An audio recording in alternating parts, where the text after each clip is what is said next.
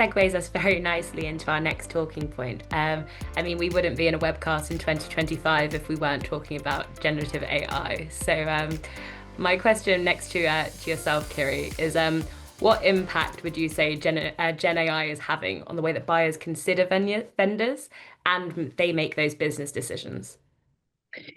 Yeah, again, this is a huge question and one we could talk about for hours. And Jason, you're absolutely right. Feeding LLMs is so important in 2025 and beyond. You know, this isn't going to go anywhere. So we have to really spend time, commit the time to understanding how it all works, how LLMs read content, so that we can be recognized. So, you know, many enterprise buyers are using Gen AI to shortlist vendors, and we all know about the dark funnel. We all know that 80% of buyers go into a buying cycle, you know, knowing who it is they would like to appoint. So we have to be turning up within that dark funnel, and we have to be present in so many different touch points, and omnichannel marketing has never been more important.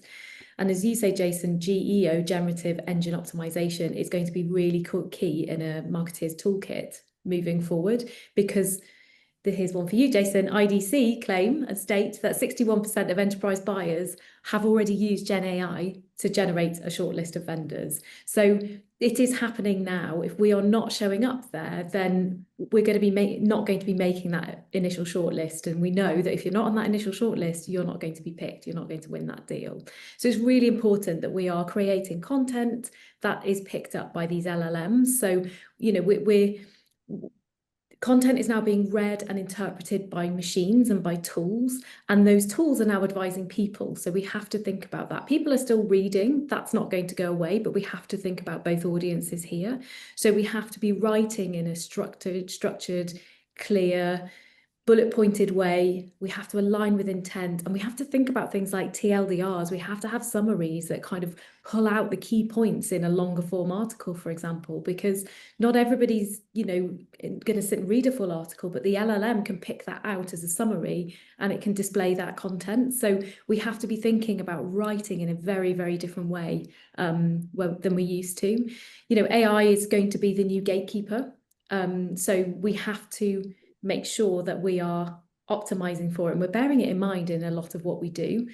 And this is where, you know, other marketing and PR activities in particular can come in, because PR, that third party credibility and recognition, can feed an LLM. So, you know, those of you who are watching who've been going great guns on your PR, particularly in the trade press, you know, that's going to be great moving forward, because that will be feeding into these LLMs. If you haven't been doing that, it's definitely something you should be thinking about doing now, you know, running a really smart PR, ongoing PR program that will help get you featured within these LLMs as a recommendation. Yeah, absolutely. And just to add to that as well, I think as much as the structure of the content is important, it's the authenticity behind your messaging as well, where everybody's using AI to generate their content these days. How does your message actually stand out and have that impact, and not just adding to somebody else's timeline? Jason, what would you add to that? Similarly, you know, I've seen data through the Infuse study as well. There's a 58% year-over-year increase in the use of AI for technology acquisition decision making. So it's a real significant jump. I'm sure next year that will even be higher, right? Deep research really is, I'd say, transforming the the sophistication that these buyers are able to bring to the table now. So, and no end in sight. I mean, this is only going to accelerate and increase the level of sophistication I think that buyers are using in conjunction with AI, but also thinking through all those advisory systems that they have, whether those are through existing relationships with technology vendors, ecosystem partners, strategy consultants, technology subject matter experts, industry analysts, all those other influencers and decision communities. all of this comes together to make it so exciting, frankly, for intelligence to be applied to these, information gathering processes, right? So I would say that's the deep research is a very important point. Um, the other thing that I would speak to would be um, the the ability to feed high value intelligence through the entire buyer journey is also something. So we've spoken to ROI and business value and thinking of that as, oh, well, that's like down in the decision making part of the funnel, if you will. But I advocate that we should be thinking through the entire buyer journey and seeding high value intelligence at the brand value stage.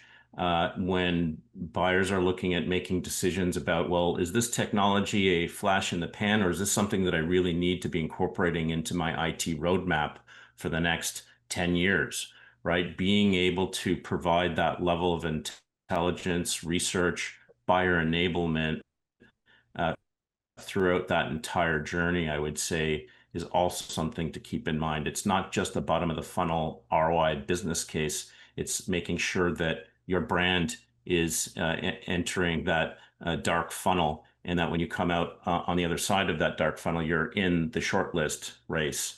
And the way to do that is to feed high value intelligence throughout that entire buyer journey. Yeah, I agree with that. And I think that there's something else that I think will come into play this year, potentially later this year into next year, which is, we're talking a lot here about earned opportunities and things like that. But I think there's going to end up being a paid model. So I think staying ahead of these technologies and really understanding what's in their roadmap and what they likely to drop as updates later in the year is going to be really important for marketers. And it's overwhelming because there is so much noise, there's so much talk and so many new tools and so many things kind of being thrown at us left, right, and centre. It can become a little bit overwhelming. And that's why I think having a really robust AI strategy as a business is important to keep you on track, and actually so that you know exactly what kind of use cases you will use AI for. But staying ahead of these updates is key. So things like ChatGPT, I think, will introduce things like paid for placements later this year. So it'll be a little bit like Google Ads. But we as marketeers, certainly us as agencies and client-side marketers, we need to be ready. We need to be on the front foot for these things and watching what's likely to happen, and be ready to test and experiment in these new channels as they drop, because things are moving so quickly. If we have something in our strategy that we know is going to be right for us and we need to go and test it and experiment with it quickly, that becomes a business priority. If we kind of blindly lead it, wandering through the world of AI and not really knowing what's coming or what our strategy is, that's where I think we'll all get really lost in a lot of this. And, our competitors will take that, that share of voice from us, as you're talking about with brand, Jason. They'll just sweep that from under our feet if we're not careful. Yeah, absolutely. I think there's a big difference between using AI and advancing your strategy with AI, because AI is changing every single day and you're never going to kind of have it completed. It's always going to have some new version of it that if you haven't stayed on top of it and you haven't advanced your strategy with that solution, you're going to be left behind. Jason, is there anything you'd add in terms of like how this shift will affect the marketers in general? It's the pace of change as well. It's these changes are daily, right? Keeping up with every new announcement, every new functional update, and so forth across all of these major systems that are currently in play. It's an exciting time for us, I think, in marketing, almost to some degree. What's old is new again. But I think the pace of change, I would say, is the thing that is really new and here to stay. So I think that's the new point of inflection that we have to really think about. That's what's different, is the pace of change is only increasing, and figuring out how to keep up, but also there's a certain degree of parsing through what is the hype, what is the distraction, and what is real, and how do we focus on our own ROI, right? I think we're going still through a stage of experimentation, many of us in marketing, in terms of how to use AI. But there is going to come a point where we need to say, okay, this is the robust solution that we need to implement. This is the structure that we need to deploy, and the approach, and so forth. So it's like anything when there's these changes that take place. I think there's going to be a significant shift, and there will be those of us in marketing who will be impacted. But at the same time, if we can have an AI first mindset in everything we do moving forward, I think that generates a lot of opportunity for us broadly in the industry. Yeah, absolutely. And I think to your point, you could have the best robust solution in the world, but if you don't have a strong brand to demand alignment to go with that solution, then it's all going to be for nothing. So, Kiri, how can organizations fuel the buyer's journey with content that engages buyers rather than just adding to the noise we mentioned earlier? Yeah, I think this is a really interesting question, and we've sort of talked a little bit about this, but I think this is the place to really flesh it out in more detail. Buyers don't want more content. We're awash with content, and you mentioned it before, Tasha. We're awash with generic content. People are using ChatGPT, Claude, whatever it is, to create generic content, and all they're doing is they're collating all the information from across the internet and bringing it together, right? They're not adding any kind of extra value. They're not adding a point. It's not able to add a point of view on top of that. So it's a collator of information. So, there is so much content out there, but actually that's not really helping to build trust. That piece is missing. There's lots and lots out there, but we need to help build trust. And actually by creating content that helps, we've talked about this, make a decision and secure buy-in, that's how, I think we can. Sorry, I've completely lost my train of thought there. I'm going to have to start that again. Sorry. Hang on, I'll just pause. Yeah, I think this is a really important question. We've touched on some of this already. Buyers don't want more content. They're awash with content that's out there. There is so much generic content being created. LLMs are great for getting you started. ChatGPT can pull you together a framework or a first draft. But really, we have to go in as humans and we have to add that extra layer of value over the top. We have to add the point of view. We have to, really bring that to life in a way that that engages buyers rather than just adding to the noise. And buyers really are interested in content that helps them make decisions and secure buy-in. So we need to be investing in quality over quantity. We need to be guided by a clear brand voice and a strategic narrative through everything that we're doing. So it's things that we can do from a marketing perspective to help engage buyers. So, creating these kind of modular content ecosystems. So we've got a overarching strategic message, but we're really thinking about the different stakeholders and what their challenges are, and, a kind of framework that really fits together to meet all of those challenges and help overcome and drive that progression forwards with that in mind.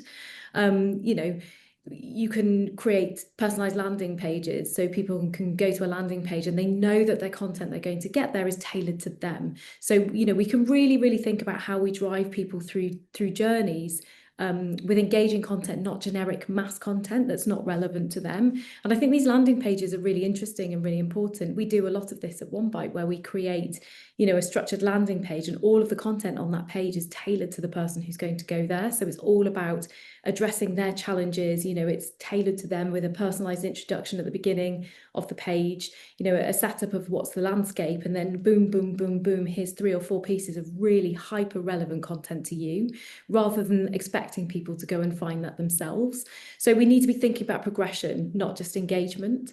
I think we also can think about format. So there's one thing to give people information in a channel that's really helpful for them, but we need to think about format, because For example, the C-suite CEO isn't going to sit and read a 20-page white paper. They don't have time for that. And actually, only snippets of it are relevant to them a lot of the time. A white paper is not necessarily targeted to the C-suite. So, what might be more interesting for them, it's maybe shorter form summary points or takeaways or a short video or audio potentially. Everybody consumes content in a different way, different types of roles consume content in different ways. So I think we have to think about channel and we have to think about format of the content itself as well.